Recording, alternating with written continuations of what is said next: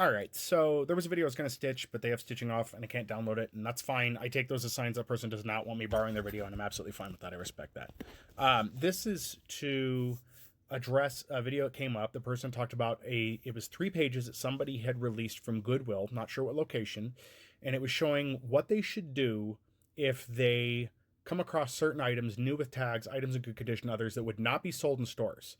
And these were pretty common mall brands that won't be found in the stores anymore. So I'm going to use this as a jump off point in a minute here to address something more clearly because people get it confused. But Goodwill continues to do the wrong thing with resale. And I'm going to tag Thrift Talk in this.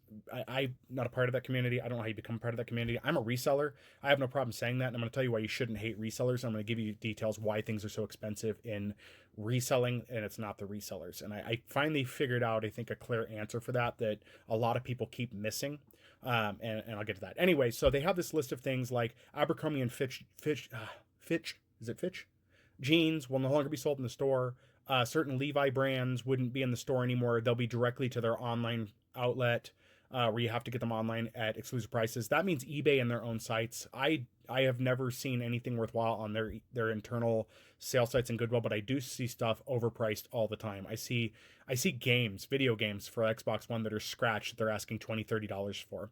And that's because, as I've stated numerous times, Goodwill doesn't use sold comps. They use active comps. So to give you a refresher on what sold comps are, you go to eBay, search for any item, go listed as complete and sold, make sure both of those are selected. Generally, if you select sold, complete will auto tick on that. Select used to filter it down further. So whatever the item is. So if you're looking for Abercrombie and Fitch, I keep saying, feel like I'm selling it. Anyway, Abercrombie and Fitch or American Eagle Outfitters jeans, right? Type that in and your size. Select your size in the drill down on the side, but also select used and then sold, not even completed. Those are sold comps. Ignore the ones with the line through that sold but don't tell you what it's for. And make sure the other option you check in your sorting, this is very important, is the buy it now, because the best offer and bid are always going to lead you astray. Now you have true results of what actually sold. You can see the dates under the items when they sold, and you can see what the going rate is. You can average that out. This is not, if you're a reseller, is a different process for this. This is the quick, dirty process we use more in the stores. I have no problem getting information out because it's everywhere on YouTube. If you're a reseller and you think I'm giving a secret, forgive me, I'm not. It's common knowledge. Should be anyway. But they're not doing that. Goodwill is using active comps. So when they see somebody's listed a pair of jeans for $100, and it doesn't matter if it's the only pair on there for 100, they're assuming that's the best. And they're probably sorting by highest is what they're doing. And I have never seen any of their listings except a offer and not be relisted. What I mean by that is if I've tracked an item through them, it ends up looking like it's sold, and then the same item ends up right back up there, same images and everything. And I know they don't have that many copies of a game or a similar item. It just doesn't work that way. So here is why, to dispel this, people say that resellers make everything expensive, and I'm tired of that being said. And so here is why we don't. Resellers actually make things cheaper for you, okay? There's a term within the reselling community, which is the race to the bottom, right? This frustrates many resellers. What ends up happening is somebody finds out that Lucky Brand jeans, this is one that's actually happened, Lucky Brand jeans used to sell for 50 or 70 bucks a piece. That used to be a thing, depending on age and stuff. Now, I know that sounds extreme, but there were enthusiasts for those. Now, I'm not saying they should sell for 50 or 70, but there was a while where you could buy them for 50 or 70 or in that range, okay?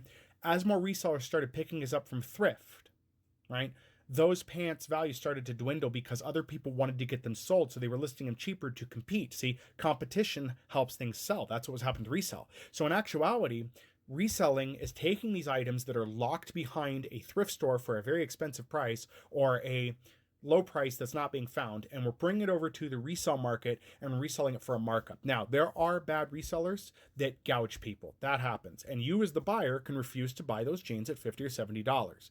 Me personally, depending on the brand, I think 20 to 30 is fair, depending on the brand. I am not expecting to go to a thrift shop, picking up a pair of jeans for $2, $3, which you really can't anymore, but $2 or $3, and then selling them for 40, 50, or even, $30.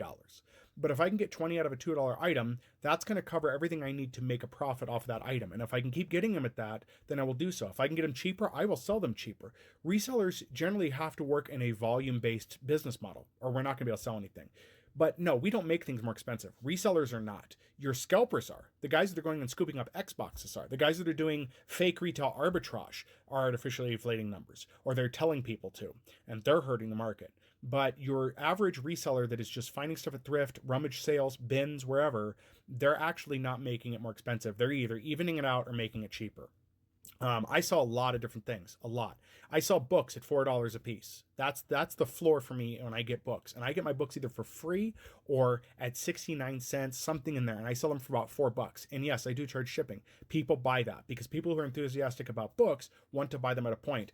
I got tired though of picking through for prices. I still look. If I find a book that's signed, obviously I'm going to sell it for a higher value. If I find a rare book, yes, I'm going to sell it at a higher value. But for average common books, I'm not piecemealing them out trying to figure out if one's worth 10 or 9 or whatever. If I have 50 paperbacks, I do a quick scan and I have these, I'm still going to try to sell them. And I sell them for about $4. People do buy them and I bundle them. I offer people deals. So resellers are actually making things more affordable for people. It is places like Goodwill, other corporate thrift shops like ARC here in Colorado, and Salvation Army that are making these things exceptionally difficult to work with. And then scalpers. When you see people on YouTube, I'm going to touch on this real quick. When you see these people on YouTube telling you you can make a killing at Dollar Tree, I've tried those. I went through and tried them because I do reselling. And if it works, it works. And maybe I can figure this out.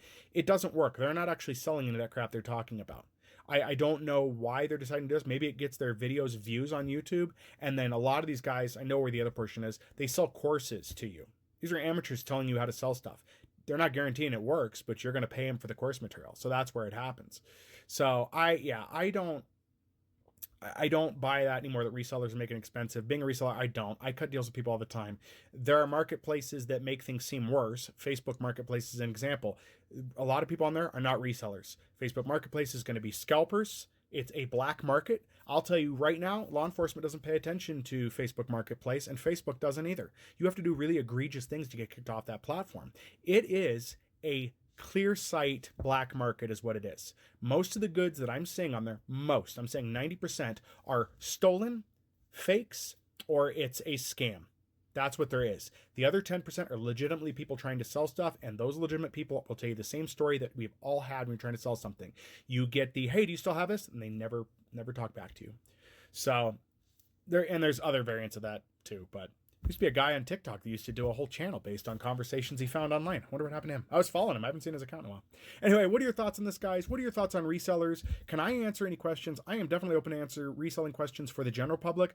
I am not as knowledgeable as other resellers that have been doing this for a lot longer than I have, but I can definitely field and answer public questions about eBay, things like that. I have no problem answering. If I don't know, I'll find somebody who can. I'll look it up, or I can try to direct you, or maybe we'll both learn something. I don't mind learning more on the resale. I love doing resale. I just don't like what thrift has become. It does ruin it for everybody. And also, the other argument, real quickly before I run out of time, the other argument, the resellers are snatching up the goods before you can get it. That is not all resellers. That is not even the majority of resellers.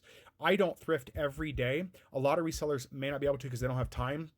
Remember, reselling is a very small business for most people. I go on sale days, which means the items I'm buying have been there all week.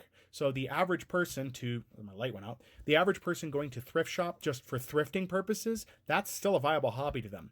If they're going any other time, even during the weekend, I don't specifically go at a certain time. It doesn't matter anymore. I don't go to Goodwill in the morning or in the evening. I go whenever. I go when I feel like it, is what I do. I go to the bins. I make that an all day thing. But your average shopper isn't going to the bins. If you want to know more about any of these things, feel free to let me know. Please keep the comments civil. And again, I'll answer any questions you guys have.